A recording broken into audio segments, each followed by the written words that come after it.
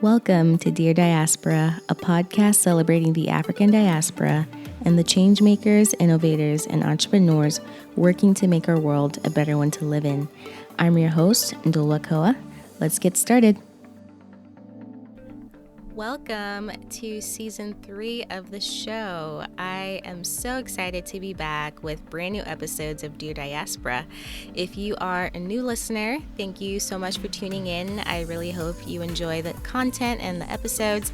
And be sure to follow the podcast on social media at Dear Diaspora for daily updates and inspirational content.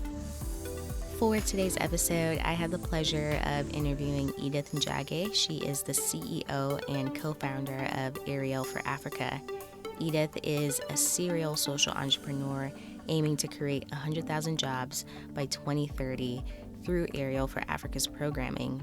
She is providing entrepreneurs in Kenya, South Africa, Nigeria, Ghana, and Uganda with the education, resources, and tools they need to start and sustain their businesses. Edith also has 2 undergraduate and 2 master's degrees, so she's quite an impressive woman, and we had such an energizing conversation about her work, some of the challenges she's had as a Black Kenyan founder, starting a business in Kenya and trying to fundraise for her business in Kenya, and how she thinks Africans in the diaspora can play a more active role in supporting entrepreneurs in Africa. All right, so before we get into the episode, I am so excited to share that there's now a way you can officially support the show. Dear Diaspora is now on Patreon. Patreon allows you to support your favorite content creators, and in exchange, you get exclusive content only available to you via the Patreon platform. I'll be putting out bonus episodes and video interviews on there, and you also get access to podcast merch and opportunities to become a part of the show by either becoming a guest contributor or a guest collaborator. I would love your support as I continue to grow the show, so please visit patreon.com/Dear Diaspora. That's patreon.com/Dear Diaspora, or check out the link in the show notes to learn more and become a patron today. Today's episode is brought to you by Certified Africa. If you are interested in returning to, investing in, or visiting the continent, Ghana is such a wonderful place to start. That's why I'm so happy to partner with Certified Africa, a company that specializes in unique travel experiences that connect Black travelers to movers and shakers on the African continent. This December, I'll be heading to Accra, Ghana for Certified Africa's New Year's Eve in the Motherland Beyond the Return experience, and I'd love for you to join us. There will be opportunities to network with entrepreneurs, meaningful cultural experiences, and much more. Check out the show notes for more information or visit DearDiasporaShow.com to learn more. Oh, and using discount code Dear Diaspora gets you 10% off the entire trip. Now, back to the show. Edith, thank you so much for being a guest on Dear Diaspora. I'm so excited to have you.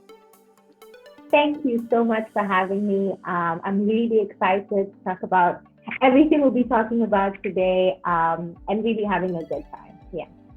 Awesome. Yes, looking forward to getting to know you more a little bit, and then also just learning about the incredible work that you're doing. So let's get started by just getting to know a little bit more about you. So where are you from and where did you grow up? So I'm from Nairobi, Kenya, and I actually grew up here as well. So I essentially lived in Kenya all the way until after I finished my undergraduate degree. So I am born and raised in the Kenyan community. Yeah. Love it. And what was that like for you? I guess just like going through high school, and college, everything. Just what was that like for you? I think honestly it was a great experience. So for my primary, so that's before high school, here I actually went to a private school, right? And then for high school, I went to a public school. So I went to like a government school, meaning it was harsh life, like for lack of a better way to put it. It was very, of course, the numbers are a lot more. It's not as comfortable, right? So it's not like the bougie boarding school. It was like proper boarding school. But I think it was great for me because it built out a lot of character. It built me out as a person, almost like adds in that level of being down to earth as well. And I learned a lot, right? Just because of how I went through high school. And then for college, I ended up in a private university, right? And so that means that I had opportunities or I got to learn things that a lot of my peers didn't. And that's where essentially my passion for social impact and for job creation came from, that I have tools and access to people that they don't, right? So my college experience was honestly really great. I ended up doing 2 undergraduate degrees. I did economics and finance, both from private universities here in Kenya. So yeah, it was an experience as well. I really liked it. Yeah. Wow. And so what did, so you studied economics and finance. How did that kind of transition into you becoming interested in like entrepreneurship, social impact, and that sort of thing? I think for me, really, it just informed me about the business world. And it informed me about how business really can transform a lot of lives. And I almost got like the knowledge, perspective, and background that would help a lot of entrepreneurs. But really, what set me off, like I'm saying, is realizing that Edith, you know so much about how to run a business, about the finance backing. You know, when you're doing, by the time you're doing finance, you've done marketing, you've done organization, you've done business management, you've done so much. And I had all these tools that a lot of my peers didn't have access to. And then that's when I said, okay, through job creation, which was my first company that I was a director in, I would pass on that value. So everything that I knew, I would use that to hand over to other young people from poorer communities so that they have the same opportunities that I do, right? So as a result of everything that I know, that they know more, sort of thing. Yeah. So that's essentially how I ended up in entrepreneurship. Wow, that is amazing. And I'd love if you could tell us a bit more about Ariel for Africa, and the work that you're doing to empower the next generation of entrepreneurs on the continent. Perfect. So Ariel, essentially, I met my co-founder when I came to do my master's. So I went to do my master's in the UK. And by the time I was going, to be honest, I wasn't sure what I'd end up doing.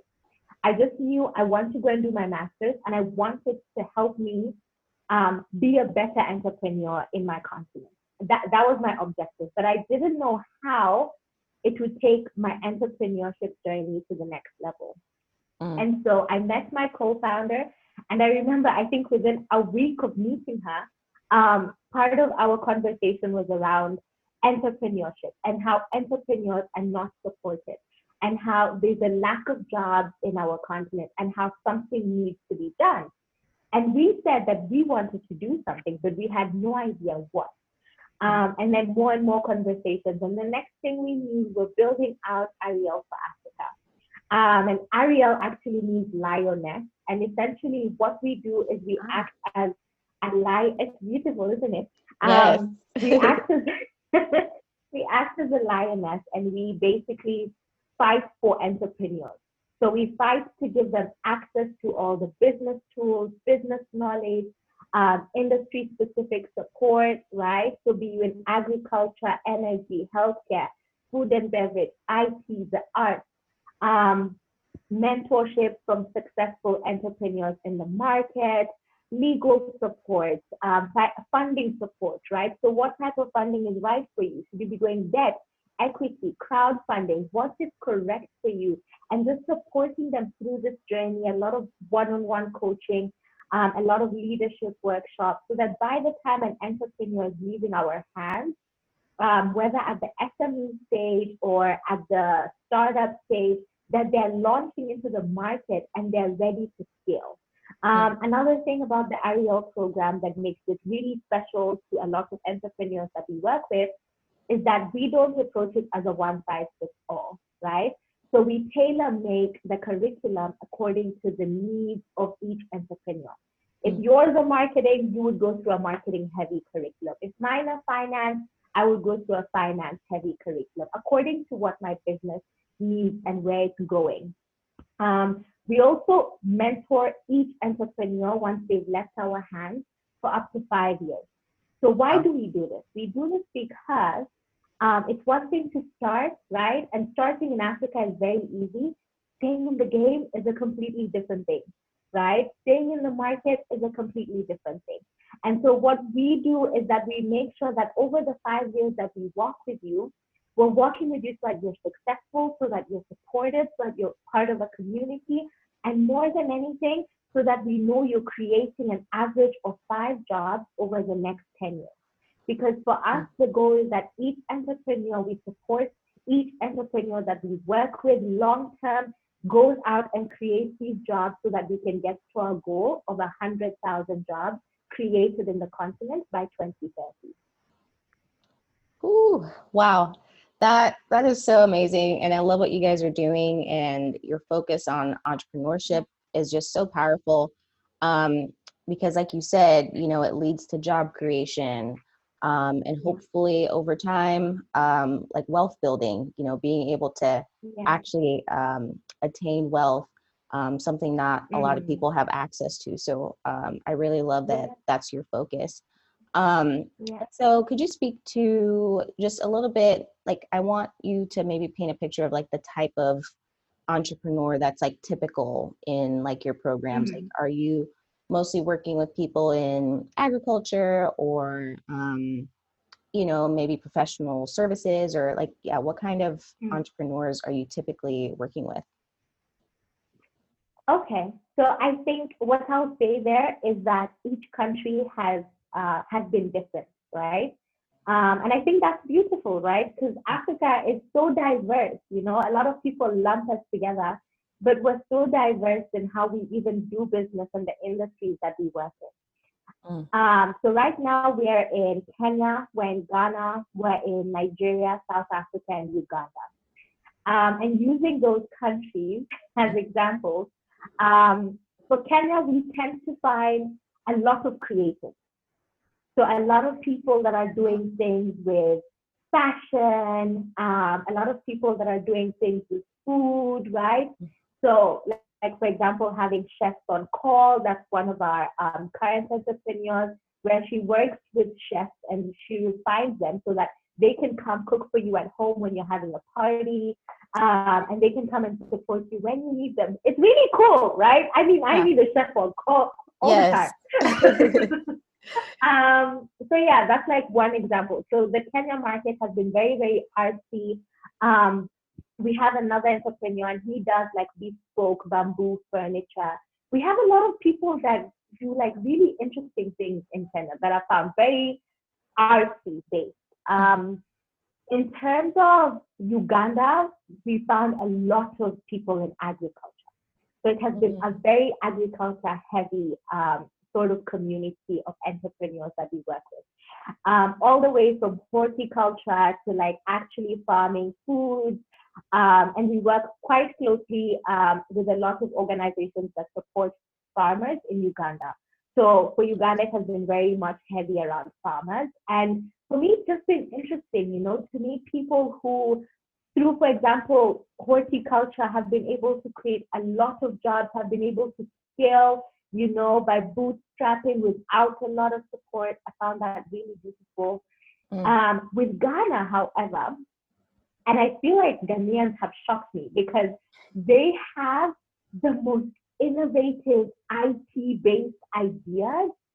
And I didn't expect that. So going in, I didn't expect for them to come in that strongly from the platform perspective, their dynamic thinking. So quite a few of the current companies that we're working with in Ghana are very much around education, IT, and basically the SDG goals. So again, there's a lot of social innovation focus as well. So I feel like each market has been so interesting and different in terms of the entrepreneurs. Sometimes we have a person who's been in real estate for 10 years, and then sometimes you have a person who just enjoys, making bags and then wants to make that into a business, right? And they don't know where to start. So we deal with people on all ranges of the spectrum, and how we handle them. And I think that's what's beautiful is different, right? And the mentor is able to bring themselves to whatever level that entrepreneur is at. Wow. That's so amazing. And thank you for sharing just kind of each country's, just what you typically see from each country. And I think it's interesting because I feel like when I think of Kenya, I think tech. Like I think like like super innovative. Like every article you read talks about how like Kenyans are just so open and to new ideas, and everything's mobile, and like mobile payments are huge, and that sort of thing. So that's interesting to hear that a lot of the entrepreneurs you're working with are more on like the creative side and artistic side. So that's so awesome. Very cool. Very cool. And so what would you say like one of your biggest challenges has been as you've kind of been building your businesses? Especially like I remember, I think you posted something on LinkedIn where you said, I'm Black, I'm a woman, and I'm African. And I think you said something else. So it's like, you're really, statistically or generally, we don't necessarily thrive in entrepreneurial like spaces. I'd love to hear more about like your experience and just, what your challenges have been. Yeah, perfect. I think for me, what I would say, and the reason why I actually posted the LinkedIn article is because I noticed that this is actually a problem, right?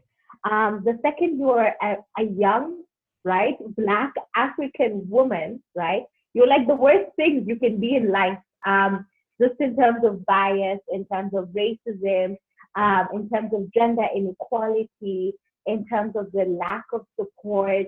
And really for us, we have faced a lot of lack of support, especially from the funding side.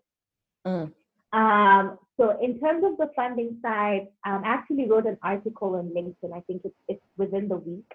And and the reason why I wrote the article was because of another article and a series of conversations that I had with other women, right? African young women founders, that just pointed to how difficult it is to get people, number one, to listen to you, number two, to actually support you. So a lot of the time throughout our funding journey, it has been, oh, we don't do Africa, we don't support Africa, the risk is too high. Or they say, maybe you should go and ask for support from your country. Then when you're in your country, you realize that a lot of the investors, right, have been taught or have been conditioned to invest in real estate. So people who have the money don't invest in businesses. A lot of them invest in real estate. So there's almost like the wrong mindset when it comes to people that actually have the money to do a lot for businesses. And so for me, basically, that has been a really big challenge. Also being underestimated. Again, for Ariel, for Africa, me and my co-founder, who's also a young woman, Eritrean by origin, we have bootstrapped our whole way here. We fought for every platform, every country, every expansion, and we've sacrificed, right? We've sacrificed ourselves, and we've sacrificed to build the team that we have, to pay for the support that we need to keep on running. So really, there has been a lot of, almost like the world is against you, but I think it's also been a good thing, because if Ariel keeps going how it's going and we make the impact that I think we're going to make, no one can say we did it for free. No one can say that it fell into our lap, Like we knew, like we grinded for that. Like it didn't just show up, right? The 2 years of working without any sort of financial backing will speak for themselves. The fact that we ran this company honestly on air before it started actually producing. So I think really it's been also a lack of mentorship. So it's hard to find people in the correct places that will, like I like to say, send the elevator down, right? So a lot of the people that I've met, they make it in life and then they sit where they are, right? So they sit in the boardrooms, they're comfortable. How many of them actually get to the top and then send the elevator back down to support an up and coming person? Very few. I haven't met a lot of them. And I can say I don't think I have received the sort of mentorship that would have really taken me to the next level. Aside from, of course, the people that will mentor you, your family members and things like that. Right. But I haven't received this from like people in the industry per se. Oh man. Oh, I mean, that's definitely disappointing to hear.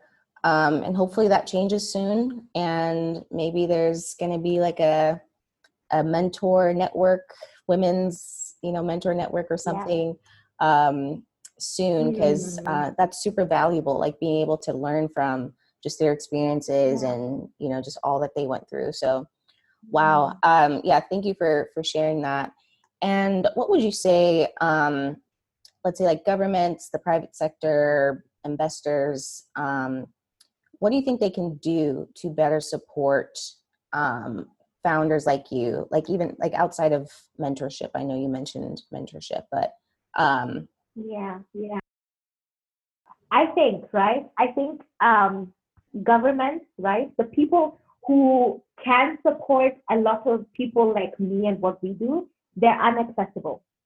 I don't know how to get to them. A lot of us don't have access to those people. It's almost like you need to know this person and then they connect you with that person.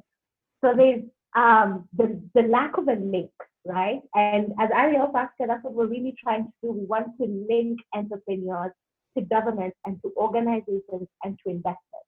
So that link is not there, especially in the African continent. And each country, again, is different on the spectrum. In terms of investors, I want them to start investing in local businesses. So if you look at basically the investment that comes in, I mean, people will say, oh, but there's a lot of investment that goes into Kenya. Let me surprise you, only 6% of the investment that comes in goes to local founders. 6%? So I am 6%. So people like me are fighting for the 6%. There's something that's wrong, that a white person who comes to Kenya more likely to be funded than I am. There's something wrong with that. So I think there's something wrong with how investors basically are supporting, and they say supporting Africa.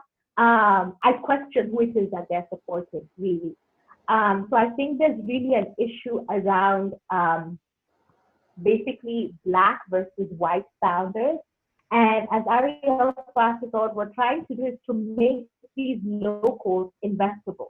Because a lot of them will say, oh, but they don't have this, their business plans don't have this, we can't see an MVP. We want to make sure that they have all of this so that there's no excuse, right? We get to a place where there's nothing else you can say other than, I just don't want to invest.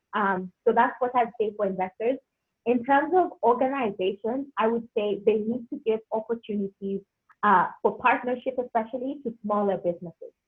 So a lot of organizations have a lot of resources and honestly need a lot of partnerships, but they never actually partner with the SMEs, the much, much smaller businesses. And that's what they need to do, because if you don't partner with the startups, with these SMEs, if they're not your suppliers, your distributors, or somewhere in your supply chain, then how do they grow? How do they develop? And that's what needs to happen. So what needs to happen is the access to finance, access to markets, access to networks. That access needs to happen in order for small businesses, SMEs, to thrive in the African continent. Wow. Thank you so much for sharing that. It's interesting. I'm part of this like Facebook group, and someone actually shared a picture of like the top CEOs or founders in Kenya. And it was like, I don't know if you've seen it, but it was like pretty much all white or majority Yeah, all of non-Black. them. Yeah. And I was like, Yeah.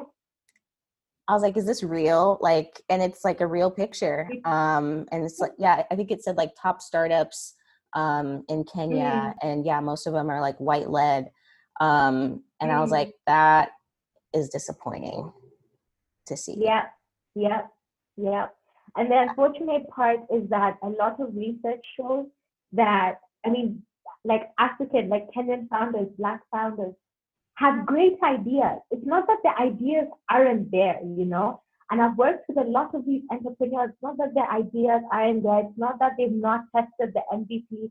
It's not that there isn't a market.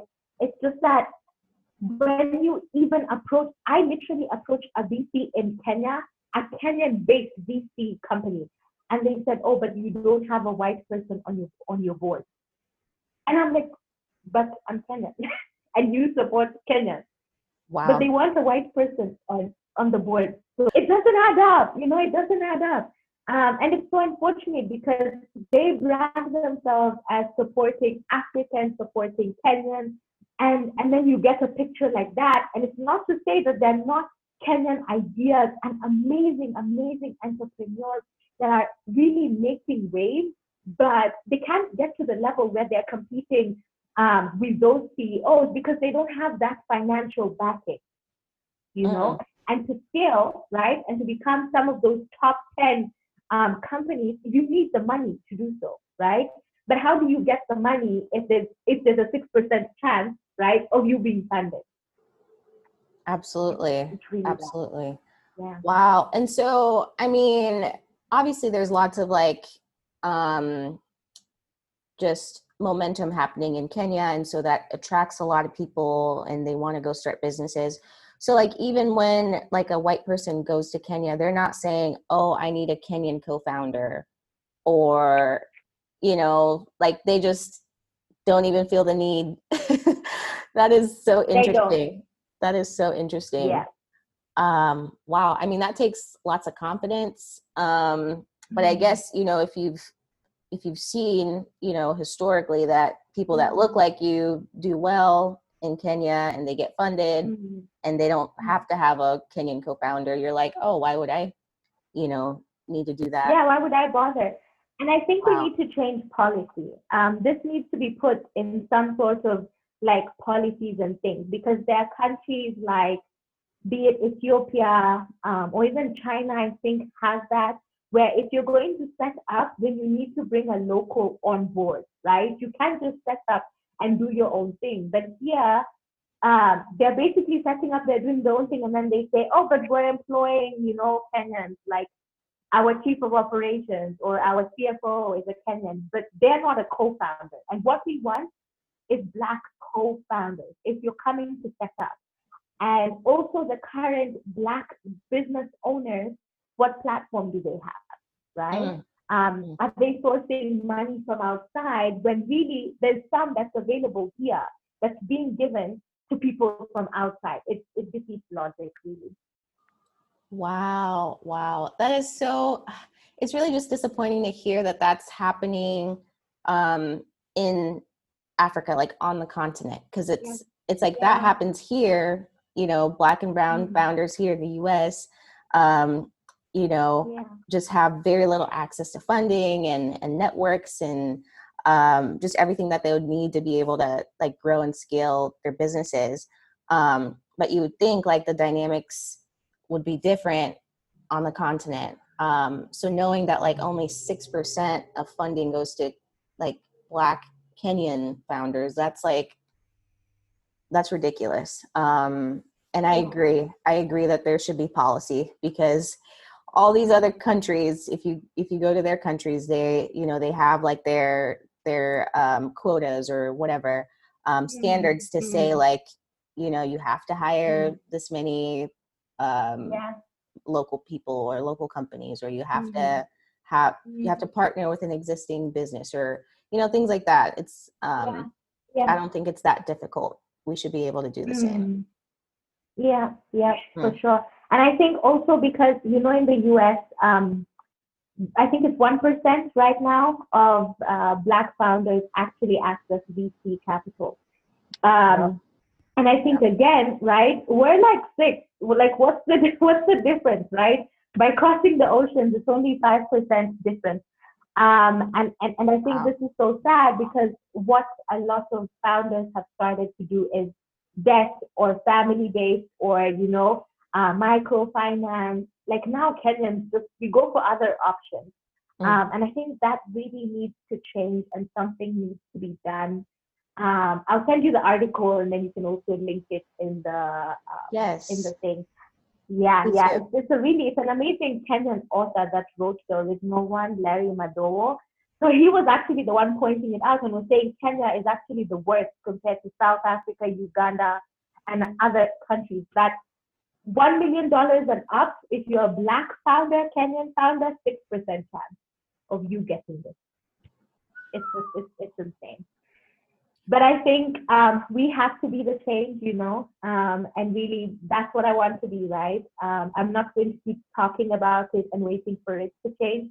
I'm just going to be the change and I'm going to find a way of getting access or finance to these entrepreneurs, so that they don't have to pay the same bill I've already overpaid, right? They don't need Mm. to put more money down for that. I've already paid that.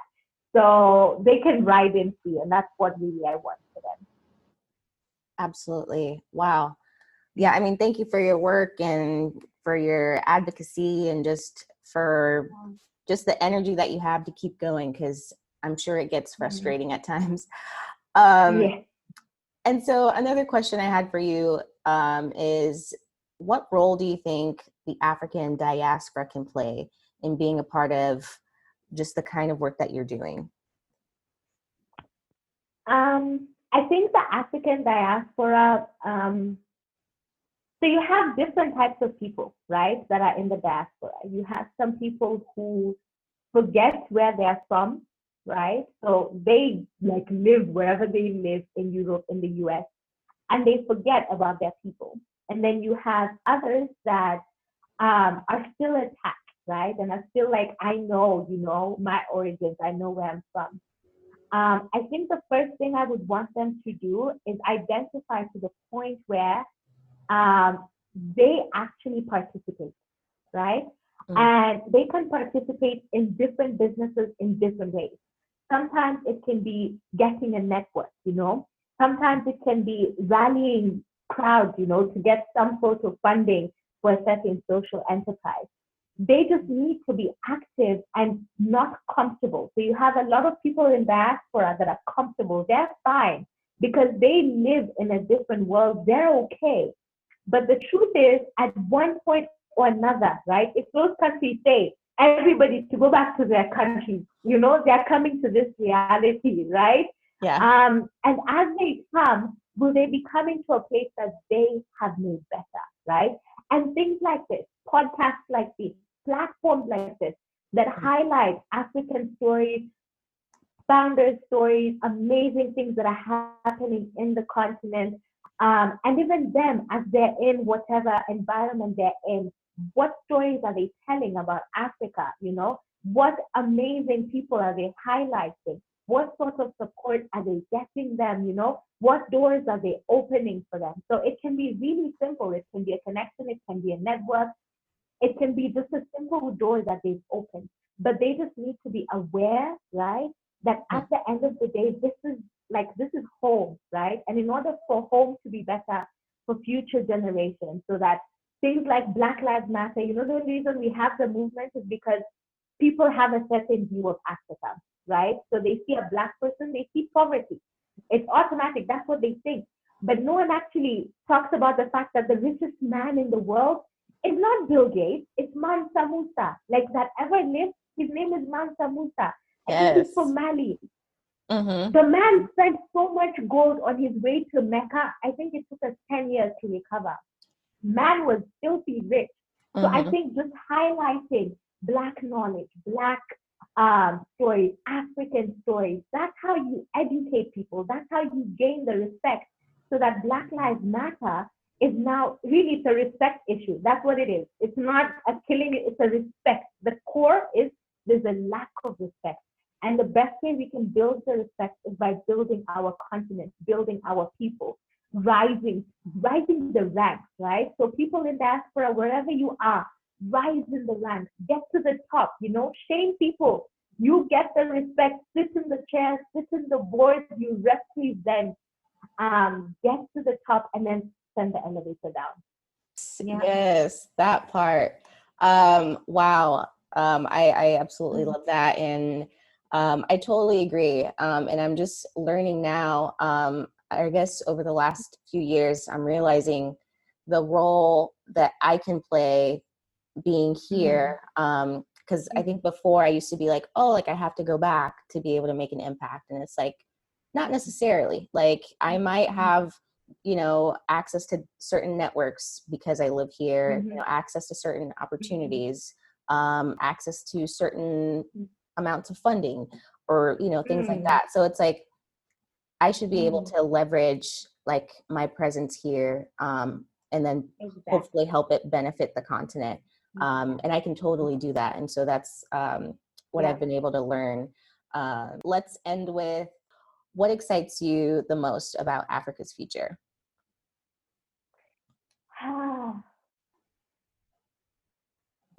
That is such a hard question to pick one thing. But I think what I'll say is the fact that we are an underdog. And people do not know the strength and the young people and the amazing source that Africa is. And I love the fact that they're underestimating us. I love the fact that we are the underdog in this game. And I think that is where we're going to take advantage, because while everyone is underestimating us, that is when we're going to thrive. And really, I'm waiting for it to get to the point where we shock the rest of the world. They're not ready. And it's fine. Let them sit in denial. It will happen overnight. Overnight, while people are asleep, while they're assuming, Africa is not the place to be. We will become the place to be. Not even in 10 years, like in less than 10 years. Like that's it. So it's almost watch this space sort of thing. And I know Africa will come through. I know we're at that place where the change is coming. It's here. Love it. Oh, wow. I love your passion. And I totally agree. We definitely are the underdog and people are sleeping on us. But yes, we are working, we are building, we are just growing and innovating, and it's just a beautiful thing to witness. And I just can't wait to see what the continent looks like in the next 5 to 10 years. So thanks to amazing entrepreneurs like you, social entrepreneurs and people that just want to change the world. I think that's it's just the best thing. And so definitely thank you for being on the show, sharing your story. I can't wait to share this with others, with the listeners. And yes, thank you so much, Edith. Thank you for having me. Thank you so much for having me and for what you're doing in the platform that you're creating. I celebrate your creativity and everything you're doing, and I wish you well. Thank you so much. Wow. I don't know about y'all, but Edith certainly left me super inspired after chatting with her. So I really hope y'all enjoyed that conversation. I loved her energy. And be sure to learn more about Edith and her work by visiting the links that are included in the show notes. Today's episode is brought to you by Certified Africa. If you are interested in returning to, investing in, or visiting the continent, Ghana is such a wonderful place to start. That's why I'm so happy to partner with Certified Africa, a company that specializes in unique travel experiences that connect Black travelers to movers and shakers on the African continent. This December, I'll be heading to Accra, Ghana, for Certified Africa's New Year's Eve in the Motherland Beyond the Return experience, and I'd love for you to join us. There will be opportunities to network with entrepreneurs, meaningful cultural experiences, and much more. Check out the show notes for more information or visit DearDiasporaShow.com to learn more. Oh, and using discount code DearDiaspora gets you 10% off the entire trip. Thanks for listening to Dear Diaspora. If you like what you hear, please rate the show and leave us a review. If you really like what you hear, become an official supporter of the show by visiting patreon.com/Dear Diaspora. Appreciate you tuning in, and we'll talk to you next week.